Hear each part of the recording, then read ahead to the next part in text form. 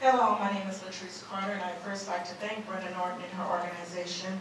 I came across her organization over the webpage, and I did sign her petition. I am a resident of Carson, California, and we have been introduced with fracking from not PXP, but from Oxy Petroleum. So there are many other oil companies out there. As I stand here and talk to you, I see a gentleman who came to a community meeting that we just had on May 29th in the green shirt, and representative, I guess, of Dogger, but he was more of a representative of Oxy. I don't know if he's with Dogger or not, but he knows who I am because he's looking dead at me. Thank you very much. So I'm going to say this.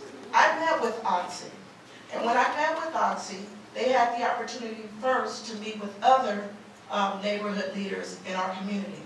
And from that meeting, they mentioned to me that they had already performed testing. And from that testing, they fracked. And also, they explained in this meeting that they were fracking up to 6 miles. By the time we got to the community meeting on May 29th, they said, oh, we may not frack. They had another meeting on the 30th, the very next day, oh, we're definitely not fracking. Well, a question was asked, did you frack when you test? The answer was an absolutely and resounding, no, we did not frack. I'm bringing all this up to say this to everyone. They will lie and they will tell you whatever they want you to hear in order to get the process to go forward for their profits. And we all know, in Carson, we are faced with many dangers. As Tatiana mentioned, the underground shell tanks. That's from underground oil tanks. That's from Shell Oil. That's in the carousel track. That's further south in Carson. I live on the north end of Carson, in the Dominguez Hills area, right where Cal State University Dominguez Hills sits. That is where they are trying to propose 200 wells in the beginning from one company, Watson Land, they're leasing it from. Now, if that permit happens, then they want to go to a 6-mile radius. 200 for just that one site, 200 wells. In my home at night, I feel the vibration. Now they claim they're no longer testing. I got up at almost 2 in the morning and I drove to that site and the lights were on the drill, another light. So you cannot tell me that it will not affect us because they're doing what they want to do. And as our regulators, we come before you. We come before you not asking you, we're coming before you because this is your job.